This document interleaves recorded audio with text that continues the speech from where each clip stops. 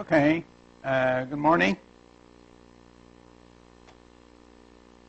So in this lecture, we are going to finish this cube technology on all the cube computation, tricks.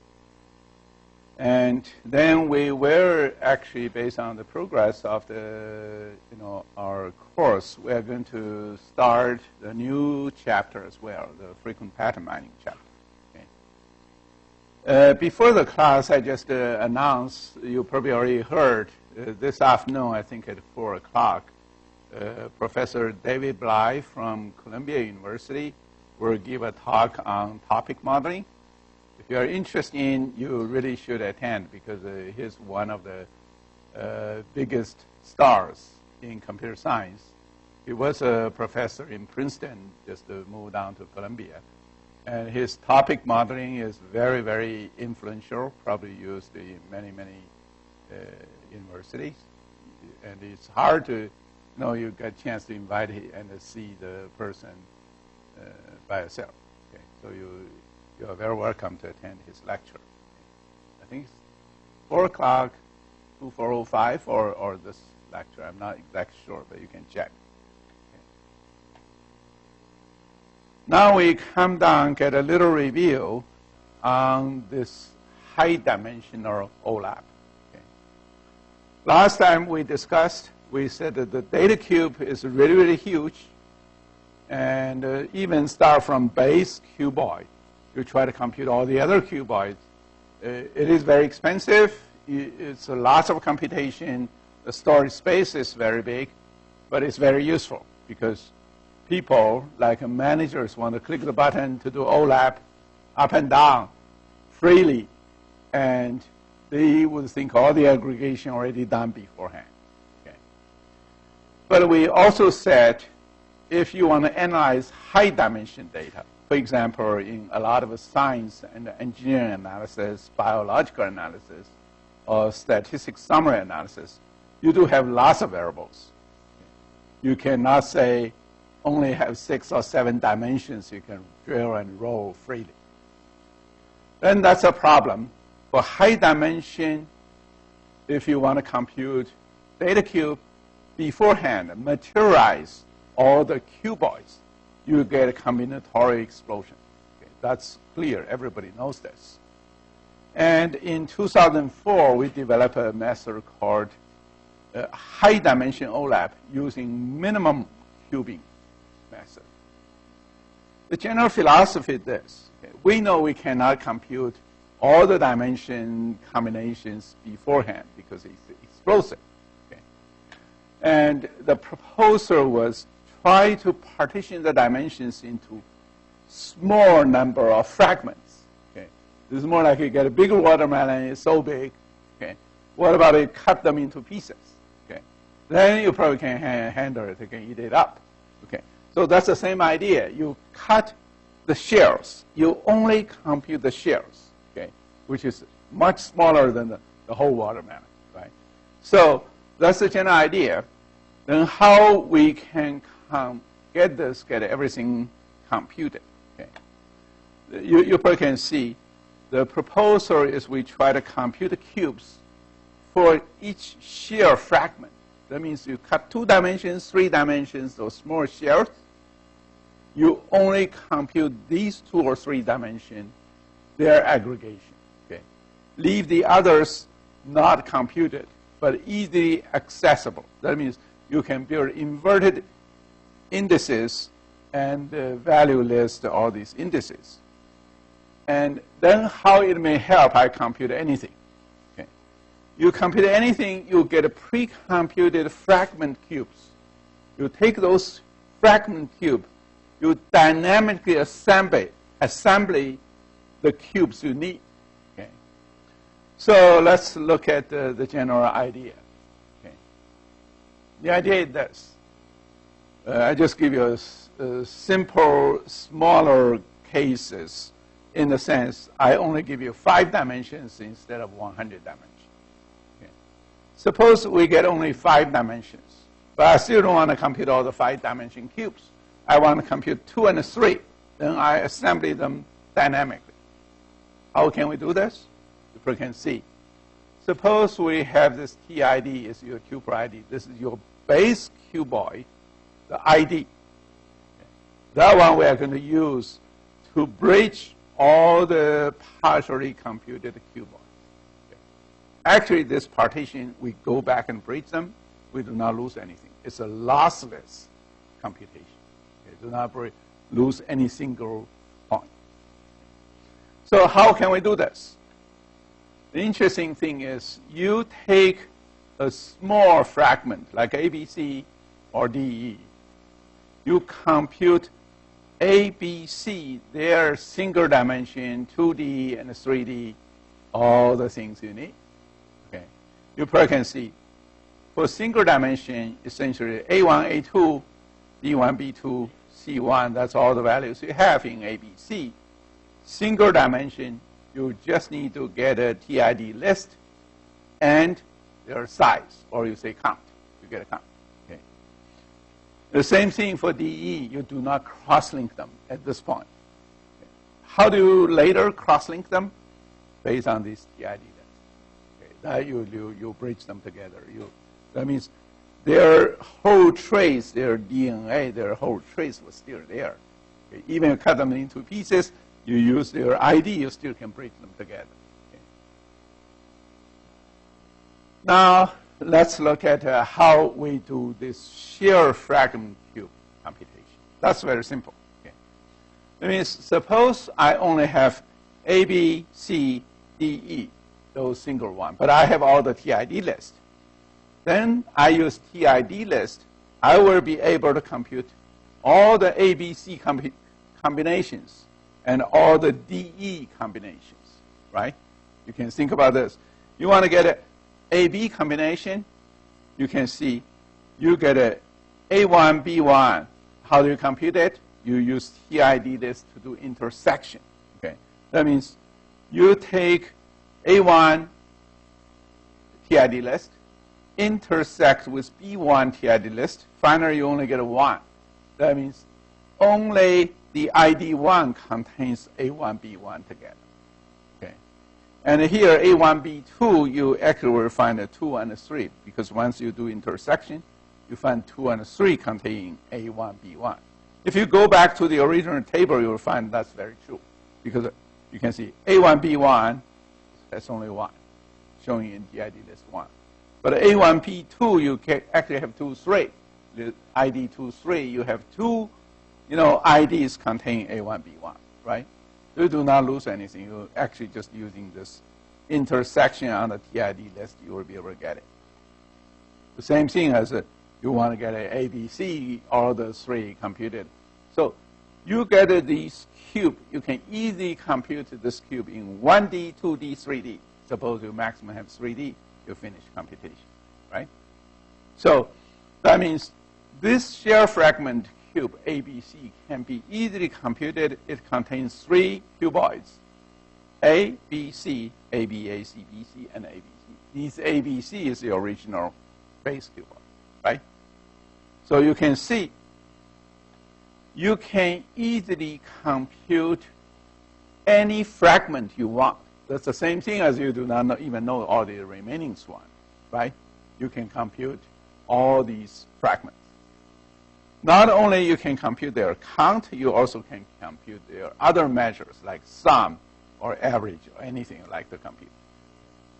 So those pre-computed things you can store there.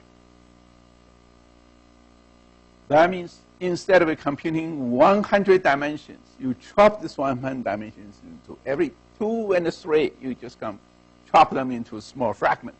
You won't chop many. Right? How many you wouldn't chop? A small number. You think about 100. If I say I partition every 3, and I probably get 33 or 34 fragments. So it's not big, right? And every fragment is very small. So you don't explode this part. Okay. Let's look at how big we finally get if you use this method. Okay. Actually, we have a formula. The formula says actually it's very, very cheap. Compute this. You never got an explosion. Why? You can see. Suppose a database may have T tuples, this big T. Okay. you have d dimensions, but you partition them into f shear fragments. Suppose you get 100 dimensions, you partition them in, suppose, into 30, 40 fragments. So this f is a small number. Then finally, what's the size? What's the upper bound on the size you will get if you compute all these fragments? It's just this formula. You can see this t is number of tuples. Okay.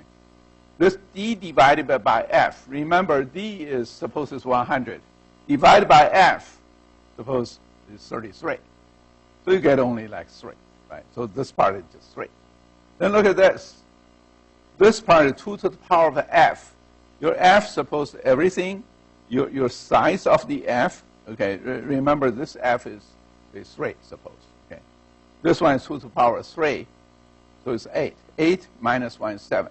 Okay. This one is 33, this one is 7, this is number of tuples. That's all the cost, all the storage cost. Of course, it's similar to the computation cost you need. But it's very cheap. Right? So we say if f less than 5, it is sublinear. You can see why is sublinear, because less than 5, suppose it's 2 to the power 4, that's only 16. 16 minus 1 is 15. It won't blow up anything. It's pretty constant. Remember, the data cube is really, really huge. Now you look at it times 15, times nothing, right? So that's very, very cheap. Another thing is we said a shear fragment do not have to be disjoint. You can be disjoint, like A, B, C, D, E, F. You do not have the disjoint means you can partially overlap them. That's also fine. Okay. And then another thing is you can, if they often access together, you can put them together. For example, you can say city and state, they often get together, like Chicago, Illinois, or Champaign, Illinois is getting together. You put them together, don't split them. It helps you to reduce the size, right? So that's one. Now we come down to, suppose we only have those small fragments. Every cube is small. But I want to ask you anything I like. Okay, you partition into ABC, DEF, I ask you CD. I ask you CDG. Okay. So you chop them off, I ask the links. Can we get it? So the interesting thing is it's pretty easy to get. Because you know every fragment. Okay. Suppose you said for ABC, I only need a B. Okay. DEF, I need an EF. Okay. Remember, your B is a cuboid. It's a small part of a cuboid. And your EF is another cuboid. You say, this one I need H. This one I need K. This one I need M. Okay. You can whatever you want. I already compute those cuboids. I can easily give you this cuboid. Not only I give you cuboids, remember we have the TID list. That means the original cut of the original ID, the original DNA was still there. Okay. Just thinking about this. Okay. Suppose you want to do some studies. Of course, for biological entity, once you cut them, they die. Okay. Suppose they don't die. Okay. Suppose you get a ear, you get an eye, you get a nose, you get a fingers, something. You say, I want to restore this person. Okay. Just put them together. The ID is still there. You put them together, it's still the same person. Of course, for bio, you cut them, they die. Right. For cube, the data you cut them is fine. Right. So they're still there. So that means you pre-compute them, you cut them into pieces, okay, but you use ID to link them together, so what? Once you want to get them, you put them, you pull every portion there, you assemble them, whatever you need, okay, you will assemble a new base table. And this base table, you can do OLAP on this base table easily, right? So you perceive that's a trick. Okay. And then you may say, I finally want 100 dimensions. You chop them and you bring them back, you still have 100 dimensions, you're probably still dead. That's true. Okay. But remember, anything you ask anybody, okay, you are interested in analyze these all 100 dimensions at the same time without missing anything. That's almost impossible. You think about it, you ask anybody. You say, what did you course you take today? Okay. Remember, once you say you, this guy only probably have 3 courses this semester. Then say what this course you take today. So you think about it. Once you say this, the dimension you ask is much, much smaller. Right? You only involve a few things. You ignore this guy may have 100 attributes. You don't take care of them because I'm interested in your course. Right? So that's the case for anybody ask anything. They're not going to ask you all the details in 100 dimensions at the same time. They pick up something. Right? You have 100 dimensions. I'm interested in now. I'm only interested in 5. I grab your 5. So that's the general philosophy. It's practically useful. Practically, who want to analyze 100 dimensions at the same time? No, it's impossible, right? So you can see what we got. Suppose you have a dimension A1 to AN. You have n dimension, but you were only interested in something instantiated, something asked in a small number. Right? You think about this. You say, I'm interested in you. I'm interested in this course. I'm interested in your relationship with this course. Once I say you and this course, this 3 and 1 is instantiated. And there are some other things like your attribute, I do not care. What is your phone number? What is your ID? I don't care. Okay, I put a star there. That means I don't care this. But I'm interested in something, I put a question mark there. Say, what is your homework? What is your midterm? So I'm asking this. Right? You have a very high dimension cube, but I'm only interested in something. Right? So you can see, if you do this, what do you have? The things you're interested in become much smaller. The cube also becomes much smaller. Right? You think about this. If I say this is you, immediately 40,000 students, I only ask 1. Right? This is here. There are maybe 5,000 courses, I only ask 1. Right? So immediately I reduce a lot. And this thing are not a variable anymore. It's a constant. It's you, this course. So actually, any other things, I toss them away. I don't need to compute it. Right? So I'm only interested in your midterm and final. So it's only 2D. It's very easy to get. Right? So that means you can see, even potentially you have n dimensions. You have any measure you want to calculate. But in practice, once you instantiate something, you want to compute something, it becomes a tiny number of dimensions and tiny portion of the cube because these already instantiated, right?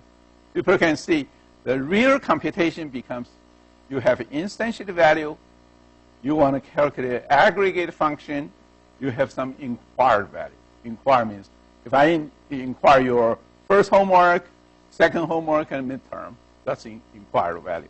There's only 3. So you can see, if we do this, we will have a very efficient algorithm. No matter what you ask, whether you want to roll up and drill down, we can give you. Okay. So you can see, we divide the query into fragments. We query those shared fragments. That means there are 40,000 students, but I'm interested in you. Okay. Then immediately among those 40,000, I just instantiate this particular student name, right? And I fetch those TID list. I can construct the cube. I can do all the overlap I need. Okay. I can give you a simple example. Detail, of course, you can read the book and the paper. I just show you, and the student Xiaolei. Now, of course, he's a big manager in Facebook or someplace. I forgot the exact company. I know the last time he was a manager in Twitter. Okay. You can see he took 1 million tuples. You can see this is 50 dimension. This is 100 dimension. He wants to first see how much space if you want to compute every 3 and every 2. That means you chop 100 dimensions into 2, 2, 2, 2. You get 50 fragments. How much space you need? You actually can see this 100 dimension, because you only compute 2, you just need this green space. 50 dimension, you want to calculate 3, you need a little more, so you need this space, red space. No matter green or red, you probably can see the final computation is below 1 gigabyte. That means, remember nowadays even your laptop main memory has 1 gigabyte, right? or 16 gigabytes, probably.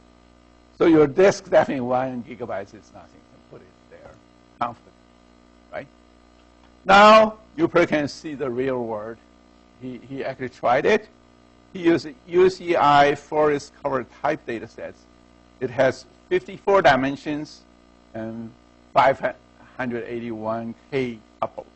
So, less than a million tuples. These are rare data sets. And he wants to do OLAP on anything you ask about this one. Okay. You can see he calculated shear fragment size of 2, took 33 seconds, and have these megabytes to store. So you can see it's quite reasonable, right? Even a laptop, you can do this. And if you ask any 3D subqueries, you just pick up anything you want to compute a cube. You take one instance database, you only need 85 milliseconds to 1.4 seconds. That means your query response time for anything around these 3D subcube query, it takes, on average, is about 1 second. Actually, it's most less than a second. So you can see it's pretty efficient, right? And he used another real data set you probably can see using even 5-dimension queries. It takes about 2 seconds.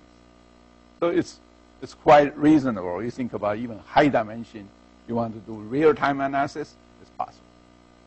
So this is why we did this study. And that's also why one student, actually in the summer intern, told me he works for a company in California. The company actually implementing this for their real solution. Okay. And he just dropped me an email. He said, I took your CS412 course. I know this one. They are so excited, okay, because they are implementing this. They need, his understanding, try to get a better implementation. So it's quite real. Any company you think about, you want to do OLAP on high dimension data, you have to think about this kind of tricks. So it's quite useful. And actually, some students did homework using this, doing like a project and homework. They found it extremely simple, and it took you just like a few hours. He can implement this, and it's so efficient.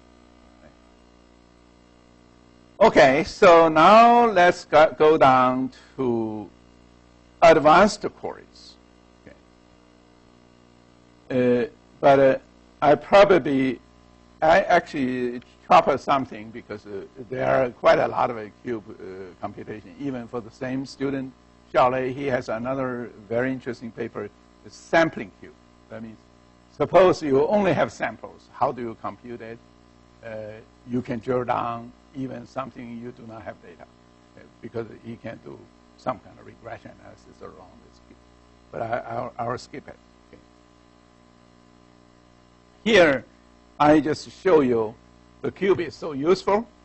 You can use cube to do some kind of a data mining or OLAP in a very nice way. Okay. One way is use cube space to define data space for mining. Remember, your data you want to do data mining, in many cases, you need to think about the data sitting in a multi-dimensional space, like time and location, anything. When you do this analysis, you can think in a cube way. You grab your data using the data cube concept to grab the data you need to analyze. Okay? So that means using cube space to define your data space for mining. It means if you do not know how to get your data, you think about a multi-dimensional data cube. You get the right data. Okay. The second one is using OLAP query to generate features and targets for mining. This one is a multi-feature cube. I'll immediately give you one interesting example how this multi-feature cube is constructed. The third one is using data mining model to building blocks in a multi-step mining process using prediction cube. That means data cube can be integrated with prediction. Okay. The first one is try to explore the cube space.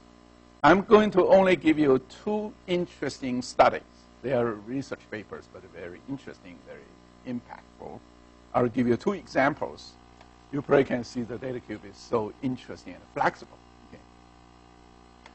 This one was done by Dan Ross, not this Dan Ross. Okay, the Dan Ross here is R-O-T-H. This one, Ross, is a professor in Columbia University. Okay, Ross. He's a database person. Okay, he actually worked out one called multi-feature cube. Okay. I'm going to show you what means multi-feature cube. You think about this. Okay, people usually ask the query is you already have a predefined dimensions, but sometimes you want to construct a cube in a little tricky way, but the cube become very valuable. Just thinking about this. Okay, suppose you just read it, you probably think it will be useful. Suppose people want to say, I want to group by all the subsets of item, region, months.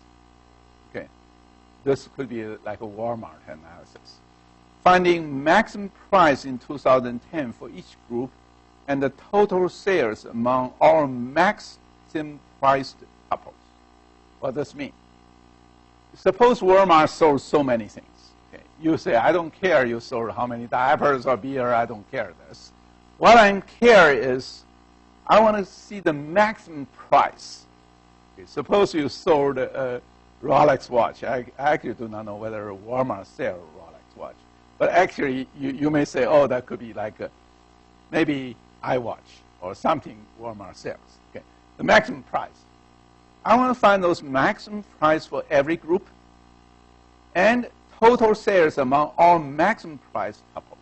That means I'm not interested in those cheap items. I only want to see what is the maximum price you sold for something. Okay, for example, you sold iWatch. I'm only interested in those iWatch. Okay, those things, I want to get a cube to do roll up and drill down to see what is your performance by item, by region, by month. You think that could be interesting. Like you think about a Walmart manager, they may want to know that. Say, what is your best sale on the most expensive items? And I want to compare those expensive items from other stores or different regions, like Michigan versus Illinois, right? So that's instead of thinking all the items is done. Okay. Then, if you want this, how can we do this? Okay. What his suggestion is this: you take the whole database, okay, then you write a query like this. Of course, this query is extension. The current SQL does not really support this. Okay? Otherwise, you won't get a paper published. Okay? Then you just say, suppose I want to cube item, region, month. I want to cube these three things. I say cube by these three. But I have a restriction, or I have this relation defined in a very specific way. What I define it is R. This R is not normal sales table. This R's price must be equal to the maximum price. That means you look at this year is 2010. That's a purchase. All the remaining things, what you did is I only want to extract those items I constructed here. So you can see that implies you can take any interesting features in your whole big table. You can, based on this table, you extract those features, then you dynamically construct a data cube. Then you can do your getting and rolling on those kind of features. So he defined this as a multi-feature cube. That means you can define any kind of feature you want to study. You format some kind of query, go into this database, getting this data, and then construct a cube and study. So this is multi-feature cube. Of course, you can see it's quite useful. Right? You don't want to study the dumb table. You want to study something smart. Another one is discovery-driven exploration of data cubes. This one was done by IBM research by Sunita Sarawagi. She currently is a professor in IIT Bombay. Okay. But she actually got a PhD from UC Berkeley under Mike Stonebreaker, who got a Turing Award, I think, 2 years ago. And she actually joined IBM with Rakesh Agarwal. They generated very interesting papers. One paper is discovery-driven exploration of huge cube space. What does this mean? I better show you this example in the real cube. You probably see why this one is pretty interesting. Okay. We know data cube is very big. Not only data cube, there are so many cuboids. For every cuboid, it's gigantic. You think about it. To just give you a simple example. Okay. Suppose this cuboid give you one portion is months, like say this is 2010, and this is January to December. Okay. Then this part is item. Remember, the item actually they just show Sony black and white printer, Sony color printer, all these. Remember, this actually could be very long list. It could be 100 items, right? That's easy. Of course, you look at this. This is pretty old because that time it's printed black and white printer, right? So nowadays everything's a laser, right? So, but remember, if you get 100 items, you get 12 months, you get a gigantic table. There are so many values. Do you want to read them all? You think it's very dumb to read them all. So you need some help. What she did was saying, I give you help in a very sophisticated, very interesting way. What is sophisticated, interesting way? The first thing is she got different markers. Okay, you can see there marker in a different color, different density.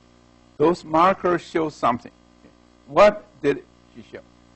One thing is show the current table what is interesting. Okay. That means you need some analysis to see current table what is interesting.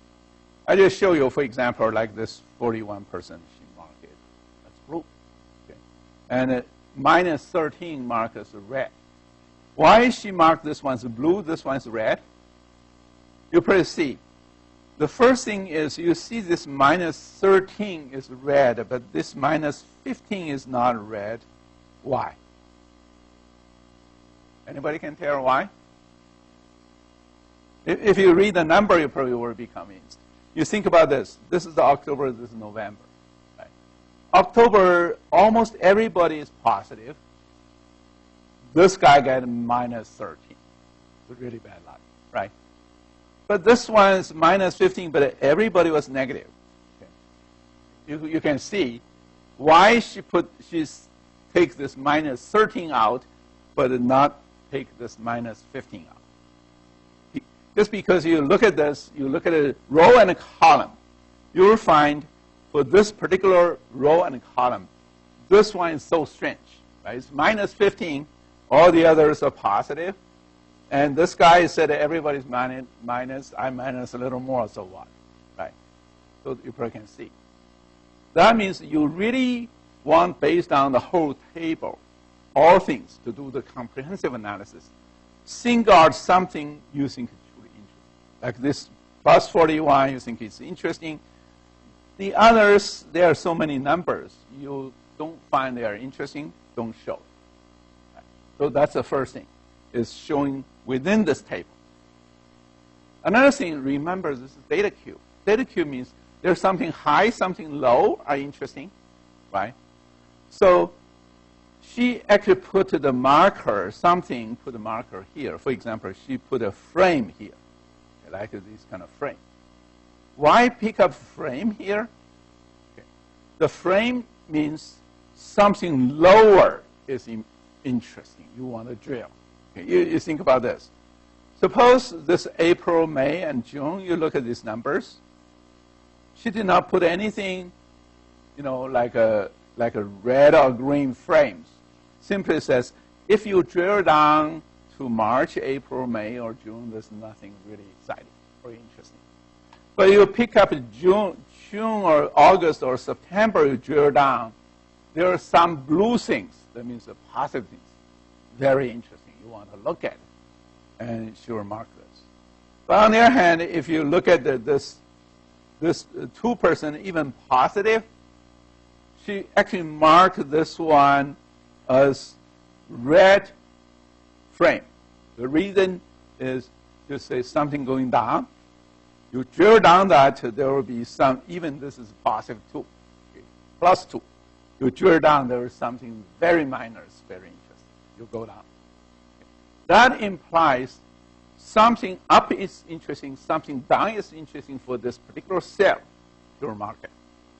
Okay, so that's the general idea. It becomes quite interesting. I remember once, that time I was in Canada, because she published this one in 1998, I think, something like this. I was still in Canada. I went to Microsoft research. I went to Microsoft. Microsoft said, you heard Sarah Sunita give a very interesting talk in Microsoft, even she was doing research at IBM. What is this? Discovery-driven data cube. You proceed. You got a big data cube. Anybody want to say, I don't even want to click the button. Even click takes my energy. I want to know where to click. You guide me. Okay, that's what she invented this. For discovery-driven, that means I already discovered something. I help you to drill. Now, this area is interesting if you want to see positive. This area is interesting if you want to see something negative. Going down. So that's what she gives a very interesting one. She basically, of course, she has a concrete computation formula. All these are like a multi-dimensional regression analysis or some kind of analysis, multi-variable analysis inside, and in an efficient way. Okay. So you probably can see the discovery-driven exploration. That's what her hobby. You can see the major motivation is efficient navigation of large OLAP cubes. Okay. You pre-compute some measures indicating some exception.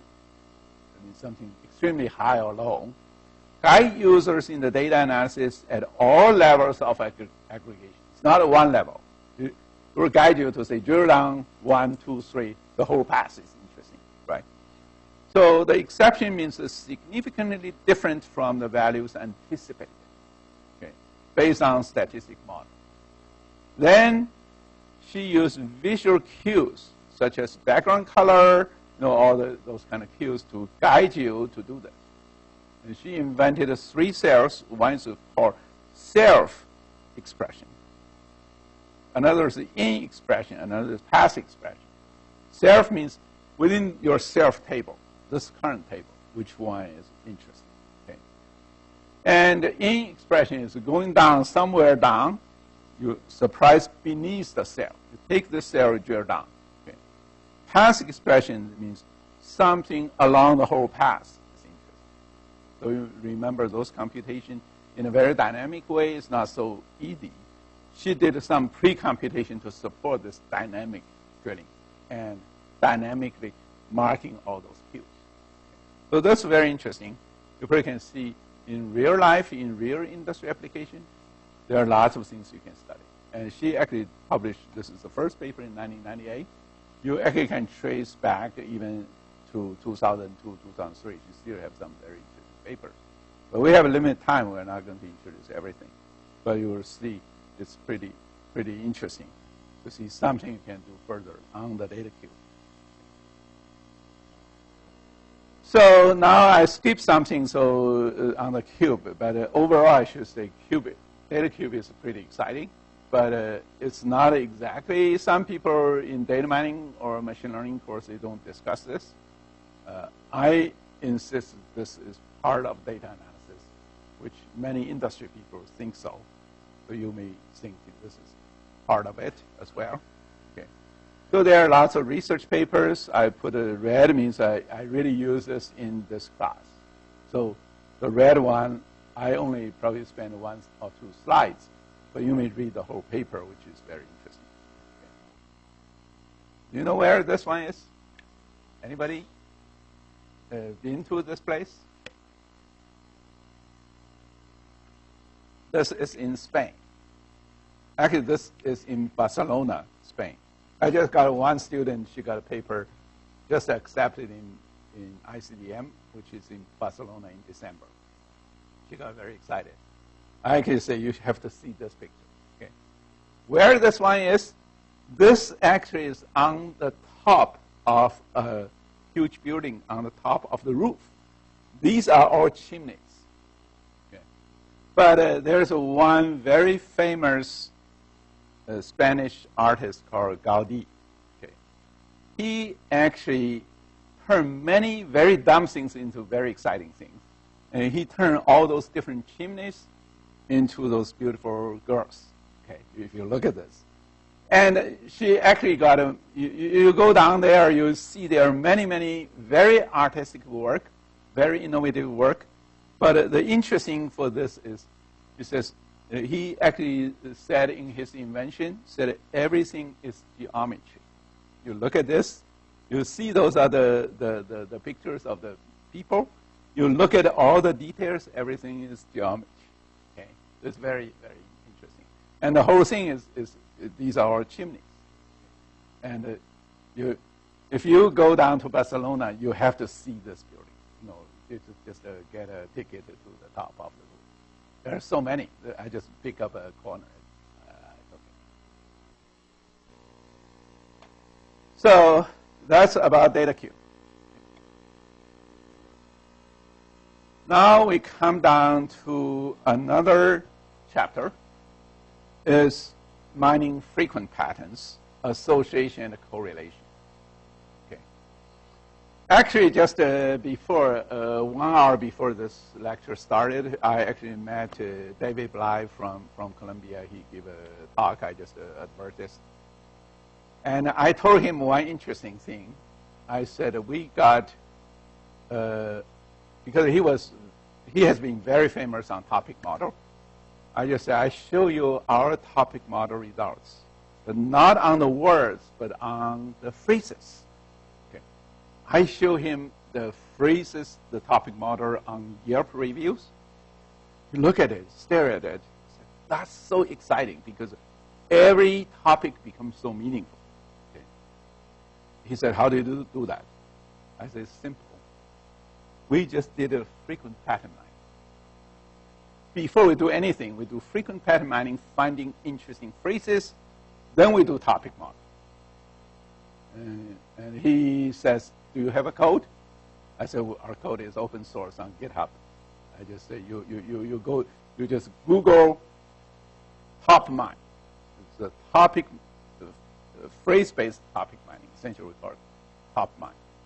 And you Google top mine, you just get a GitHub, you get a whole data. He actually says, I have to ask my student to do this, to study this paper. Okay. Actually, that's the trick of frequent pattern mining. Actually, this frequent pattern mining, I already put in Coursera, the new Coursera course. Okay.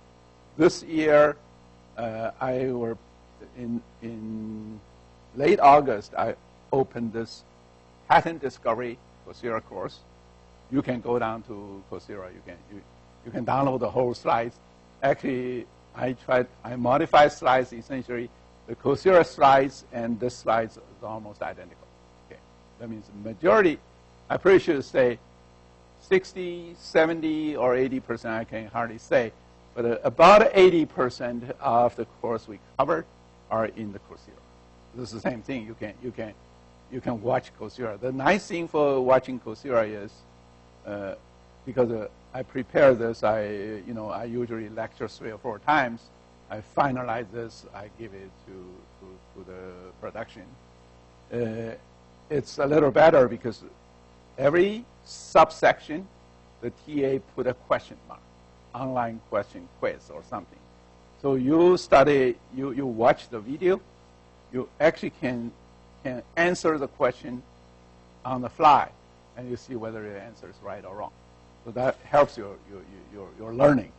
So besides you attending this course, I think I really highly recommend you to go down there to download the video to watch it. This is the same set of slides. Okay. But there are 2 or 3 subsections I think is a little more complicated. I did not put in the Coursera. Those things you cannot find in Coursera. But not, I mean, we actually cover a superset of what Coursera covers. But Coursera has some additional ones, like a frequent pattern mining, like this phrase mining, some applications. Those things I did not cover in this class. Okay? So those are new papers, not in the textbook. But those things are also very interesting. That's what David Bly would like to see. Right? Okay. This one is Acropolis in Athens, Greece. So this is the amazing thing is this one done 3,000 years ago. so gigantic. You look at this. Every pillar, nowadays, they use a huge crane to do this. You think of 3,000 years ago, how people can build such a gigantic structure? I just amazed. Of course, this is only a portion of Acropolis. But it's already amazing enough. You look at this. This is the size of a person, right? So how they ship so gigantic pillars to this mountain to construct such a building 3,000 years ago. I think we do not have an answer, but it's a very amazing thing. So let's look at some basic concepts of frequent pattern mining. Okay. So the first question is, what are the patterns? Okay. So of course, different people, for example, you go to pattern recognition people, they probably will say the pattern is something truly exciting. Some features you want to get to recognize your face or recognize some images. Okay. There's a similar things. Actually, I think we got one Stanford professor called Fei Li. She was a professor at UIC. Later, she went to Stanford to become a professor. But she was doing things is taking the image, try to do image recognition, try to find the tiny patterns. Actually, those visual elements actually are the patterns as well. It's the same thing as this pattern. Right? The pattern is a set of items or subsequences or substructures, whatever. They frequently occur together, okay? Or you can say they are strongly correlated. Then in such kind of data sets, you can find such kind of grouped items. You would say those items are frequent items or frequent patterns. The pattern discovery essentially is try to find a very efficient algorithm, go inside and dig out those patterns in a very efficient way. Okay. There are lots of interesting examples. For example, you want to see like why diaper and beers getting together, you get better sales. Okay, of course that's maybe a joke, maybe something, but it's popularly published in a newspaper when the data mining just came out. Okay. And if you buy iPad, whether you want to get an iPhone, this iPhone 7, right? What is subsequent purchases you may want to get. Okay. And even in the real life, we had one professor, I think, YY Joe. Okay. She actually now is a professor in UC San Diego. Okay. But she did something here is very interesting, is finding copy and paste bugs. She actually is working on software engineering or distributed system or something. She found that those very big software like Apache or some kind of software has bugs, has lots of bugs. Many of these bugs are copy and paste bugs. What is copy and paste? It means the programmer finding, this portion, this device, this kind of driver is very similar to the others. He will not write the whole program. He will just copy this part and paste to the other portion. Of course, it's different. You have to change something, but you may not change everything. You forgot to change something, then finally you get a bug. Okay. Sometimes you test on this feature, it works. You think it works. But actually, it's a bug because some other feature did not thoroughly test it. You get a bug. Okay. So this copy and paste bug, she actually found, her student actually worked out using frequent pattern mining can easily identify these bugs. Okay, and she actually set up a company finding those bugs to do software bug mining. It got very successful. Okay. And the phrase mining is the last one. It means whether you can find phrases. Actually, it's interesting because we got the phrase mining not only works for English, the same algorithm works almost for any language. I think we got one student just a few days ago. He came here. He said he wants to work for us. And we say, what's your background? He said, I came from Russia. I just get 2 years college in Russia. I want to get the remaining 2 years in UIC. Of course, he knows Russian, right? We say, this is great because we want to do all our mining not only in English, but all the other languages. We actually do not know anything about Russian. So you come, you can work on the Russian part. So and he got very pleased. He already joined our team. Right? So that's a story saying the pattern mining is very useful. You can see. And why this pattern discovery is so useful? Just because in the massive data sets, you find these patterns, these inherent ones, is inherent to regularity. Okay. And inherent regularity means there must be something inherent. You want to grab them, you think is useful and exciting. Just to give you a simple example. It's the United States of America. Okay. Suppose you talk to somebody in Mars. They do not know anything about it. But if they watch the pattern, they will know United States of America is a phrase. It's an entity. Okay. So that's smart enough. You think about it. Right. That means it's a foundation for association mining, correlation, causality analysis. If you want to find substructures, subsequences, you need it, like a DNA sequences, right? You may say, this sequence actually implies this kind of problems. So that sequence, you want to get them, and the problem, you want to find a correlation. That's very important, right? And for the spatial, temporal, multimedia, discriminant pattern mining analysis, there are so many things could be useful, if you find an efficient method to do it, right? And this actually starts with market basket analysis. That means people want to find that something is correlated to something. Like you buy an iPad, likely you are going to buy an iPhone. Okay, so then they're going to send you something. So that's a market basket analysis or cross market. But actually it's used for almost for anything. Right? So let's first give you a basic concept to say what is frequent item sets, frequent patterns, and how to get them. Okay. The first thing, of course, is the legendary story is some people said, when I was in Canada, actually, some people said the data mining, how to explain data mining is useful. They said by some analysis of some store, like a Walmart, they actually find a beer and diaper quickly shopping together in the evening. Okay. So they actually said that this is a pattern surprising. People never noticed it. Then they can use this pattern, maybe do some kind of advertisement or something, promotion. Okay. Of course, that story, whether it's true or not, I do not know. Okay, this is just a joke or something surprising. But when I was in Canada, this would never happen because Canadian stores never allow any alcoholic drink to be sold in normal store. You have to sell in the liquor store.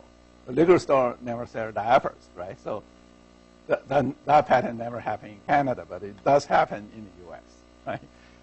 So let's look at this. Suppose you want to find an item set. Item set means this key items getting together, find they are together, somehow interesting. Okay. Then how can we measure something happen together frequently? It's very simple. One is you just count them. You just look at this. I mark these 3 are beers. The beer, among these 5 transactions, there are 3 transactions containing beers. So the beer become a frequent item. The support, or you can say count, is 3. You can see this count is 3. And this one, diaper, you can see this diaper is 3, 4. Diaper actually is 4. Right? Counting is 4.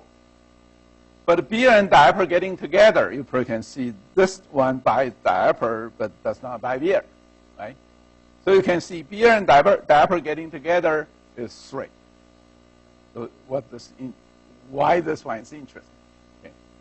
So you look at this. What we want to see is these counts. One we call minimum support. That means you need a threshold.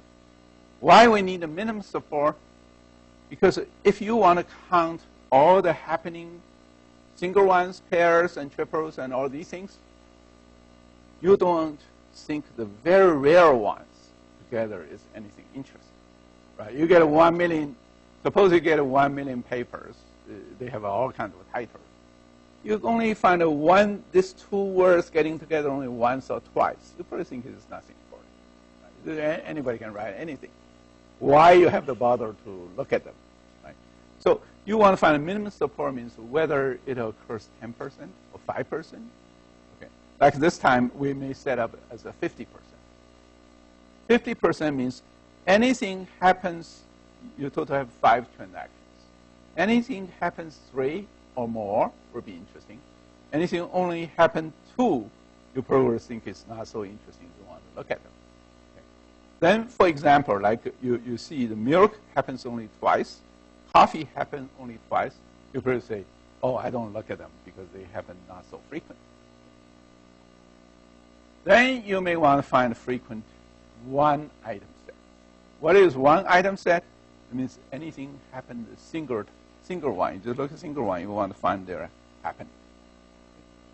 One thing I probably should warn you, or is a convention, is in this study, of course you can change it, right? In this study, if you buy milk, you say, I really milk lover. For my transaction, I got 5 gallons of milk in my shopping cart. You say milk, 5 times. Okay. For us, because we want to find a cross-transaction, their correlation. You get 5 milk in one transaction, we actually do not care. We just want to see this milk happen in this transaction together with another item. Okay, so in that sense, we do not count any repeated thing in the same transaction. Okay, that's a convention. You know, in this one, we just count this way. Of course, you can redefine it. You say we do count repeated items. Some paper they do count it, but the majority study they just say we want to count the close. For example, in your say article, you said I. You said 100 times. They don't care. They just think there's a one thing is I. Right. So that's the case. You know, whether repeated one, we don't care. We count everyone single one. Okay. Now you can see you may have absolute support count. You may have relative support count. What is relative? Absolute means it happens once, it counts as 1. It happens 3 times, I count as 3. Relative support means how many transactions in total. Okay, it's 5 transactions total. It happens 3, means it happens 60% chance, right? So you got like that means 3 divided by 5. You get a relative support. That's very, very simple, right? You just divide the total number of transactions you get. Okay. Essentially, if you study anything in statistics, you say this is just a probability, which is true. Okay. And if you get a frequent 2 item sets, which things 2 getting together, you get it like a beer and diaper getting together 3 times. You write down 3, you write down 60%. That's very simple, right? Now I'm going to show you another more interesting one is they call you need another measure to say this one is important, I want to keep it. What's a measure? You can think about it. They want to derive some kind of rules. Rules means this. Okay, suppose every time you buy beer, you buy diaper. The chance is 100%. That means if you buy beer, you buy diaper. The conditional probability is 100%. This becomes very, very useful rule, right? You think about it. If people want to sell diaper, you just put more beer there, right? So then they get more diaper. So, but on the reverse, it may not be true. For example, you can see in this transaction database, you get 3 transactions containing beers, but you get 4 transactions containing diaper. If you say every time you buy beer, you buy diaper, which is true. But it's not true every time you buy diaper, you buy beer. But it still have a good chance, right? You can think about it. There are 4 chances you get a diaper. You get 3 chances you get beer. It's not bad, right? If you want to sell beer, you put diaper there. You know, diaper sold, you know, beer also sold. You go to diaper, you know, like a baby food or some baby items, you put some beer there, right? Or nearby. So that means actually still not bad. What you can see is if you want to derive rules, you need some measure. The measure actually is, you can see, we know just based on beer and diaper, what you see is every time for this particular transaction database, every time you buy beer or buy diaper, the support is 60%. The confidence are 100%. What do you mean support is 60%?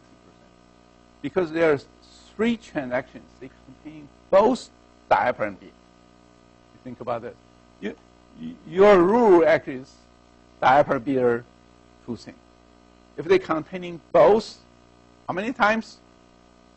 3 times. How many transactions total? 5. 3 over 5 is 60%. That's why we said your support is 60%. That means 60% of the data support this rule, right? 60% data support this rule. Then why this confidence is 100%? Because every time you buy beer, you buy diaper, it's very confident. It's 100% confident, right? You get 3 times, get a beer, you get 3 times, get diaper. It's 100% confident. That's why every time you buy beer or buy diaper, it's very sure. Okay. But you also know not every time you buy diaper, you buy beer, right? Like in this transaction, you get 4 diapers, you get 3 beers. That means your confidence is not so high. The confidence actually is you have to get rid of that one. That one actually counts about 25% of your chance. You get rid of this 25%, you get 75%, right? So you can see the rule actually is very simple if you want to calculate it. How do you calculate support? Count. Simple counting. How do you calculate confidence? Just use this formula. This formula actually is the division of the 2 supports. One is your shopping basket containing both X and Y. The other one is X.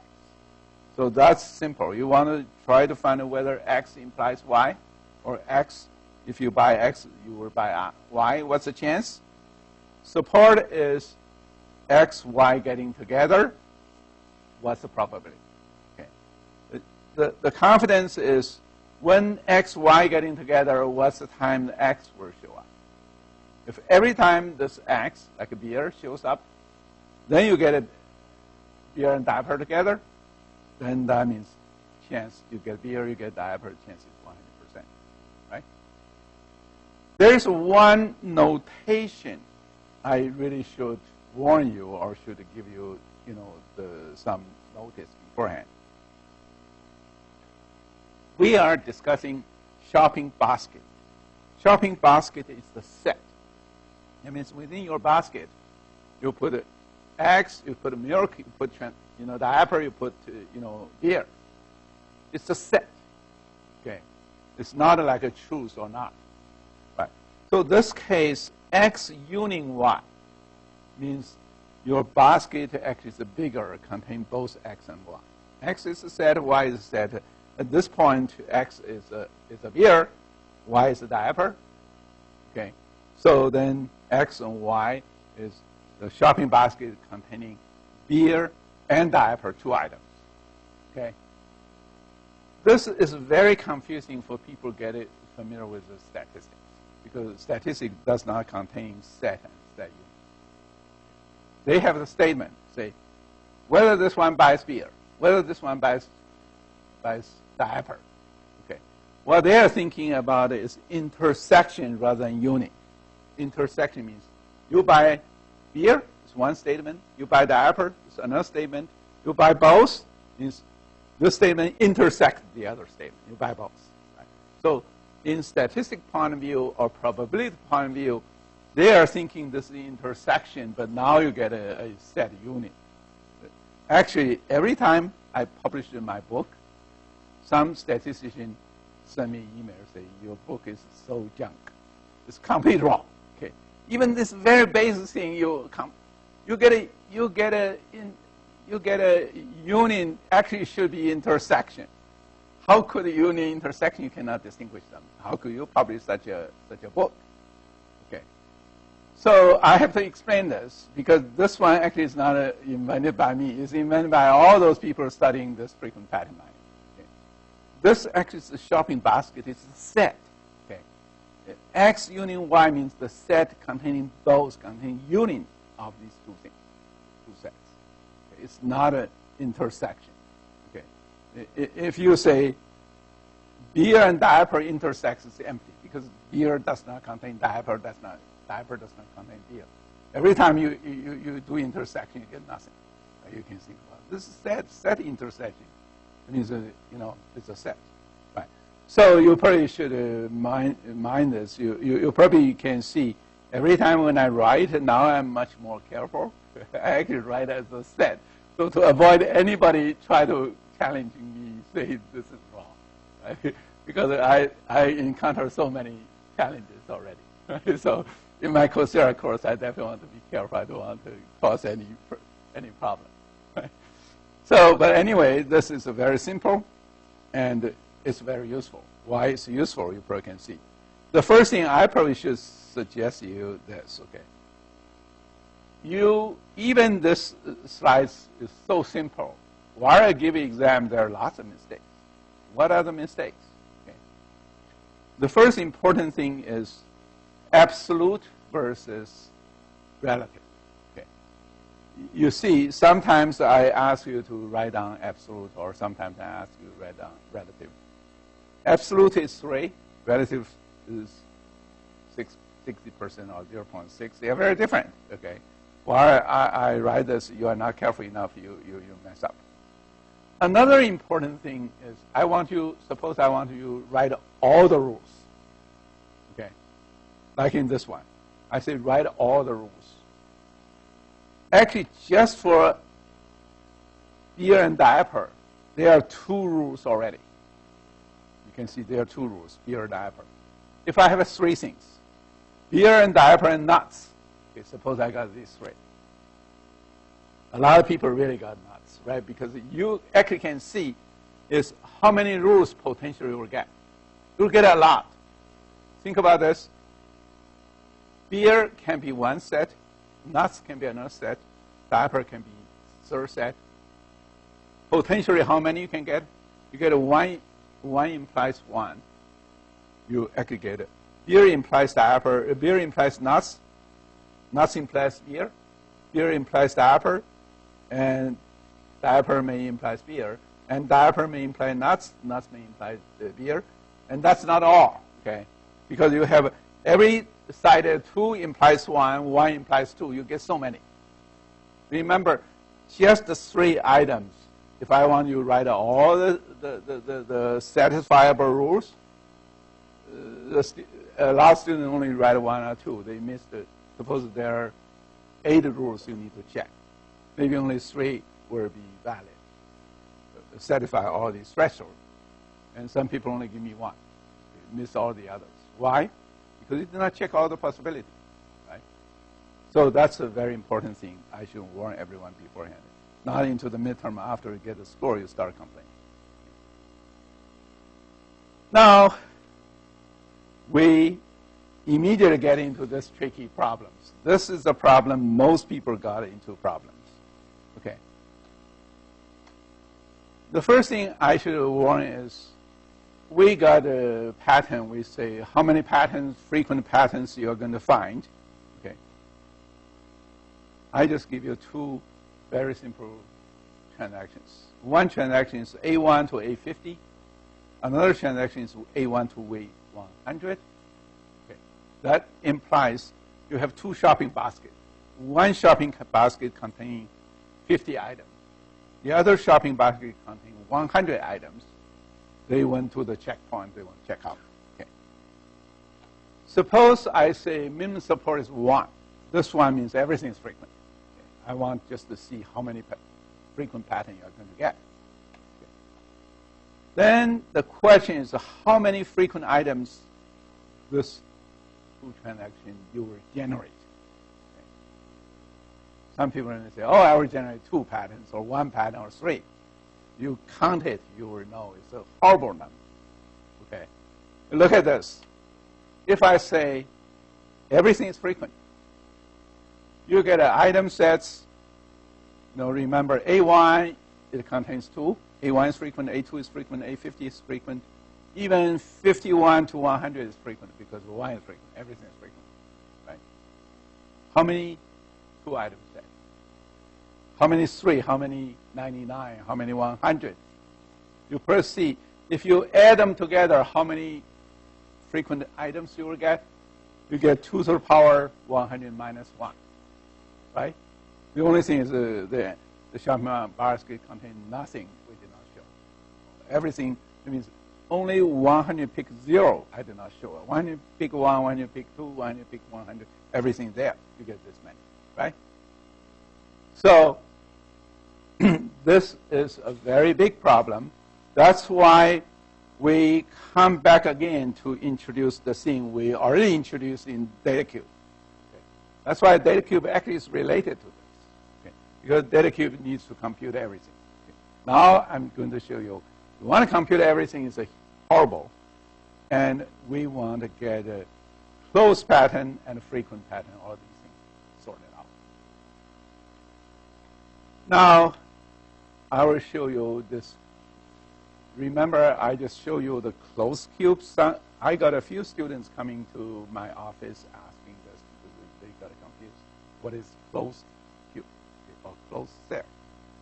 Now I will confuse you one more time. Hopefully, after these slides, you get clear. Okay. This one says very similar to the closed cube. Now we get a closed pattern. Closed pattern means you don't need to show everything. You only need to show those things closed. Closed means the other thing essentially is implicitly expressed by this one. Okay.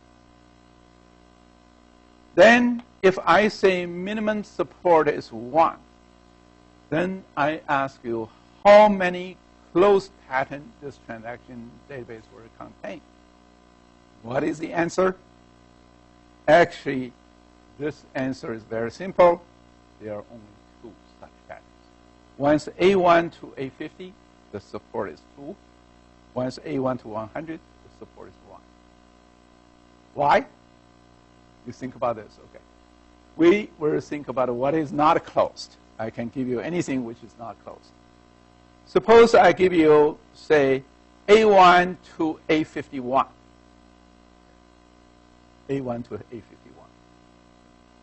A1 to A51, you probably say, I'm smart enough. This one does not contain A1 through A51 because you finish at A50. A51 actually contains in the T2. So the support is 1. I actually got it. A1 to A51 is 1. Okay. Now you look at this one. This one says A1 to A100 is 1. Actually, it implies A1 to A51 is 1. Is that true? It does imply, right? Because I did not say the remaining bit. You see this one, A1 to A51 is 1. It's inside, it's hidden there, right? What am I saying is anything hidden, I don't show it. Anything not hidden, I give it to you, okay? Then I just say, just before the previous slides, I said there are 2 to the power 100 minus 1 patterns. But I said actually the closed one only 2 because all the other millions or billions of patterns is hidden inside. Is that true? Can you find one is not inside of this? I actually give you the right count even. For example, A2 to A49. Okay, A2 to A49, here there's one case, here's another case. And here is hidden inside is 2. I cannot find anything not hidden here, right? Think about this.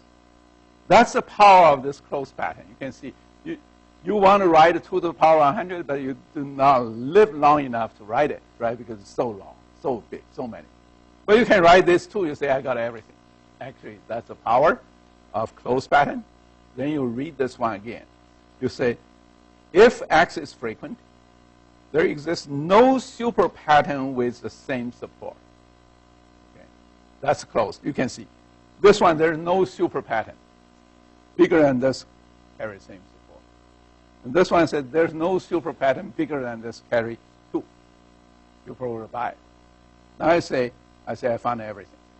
That's the power of closed pattern. It is a compression, but this one is a lossless compression. That means I do not lose anything. I finally, you give me 2 to the power 100 patterns. I show you 2. I say it's compressed, but I do not lose a single bit. You probably buy this. That's why when we do the pattern mining, we have to think about whether we have efficient pattern mining algorithm and whether we have efficient closed pattern mining algorithm. Right? So you see, study this, you may think it becomes more interesting, right? Even intellectually, it could be challenging. Okay, so we finish here. You can read all the others, or if you like, you can watch the video. The video is free. Okay, unless you want to do all the homework, all the assignments, you will need to pay $49 to get a certificate. I don't care whether you get a certificate or not, as long as you get a good score, good grade here. Okay, thank you.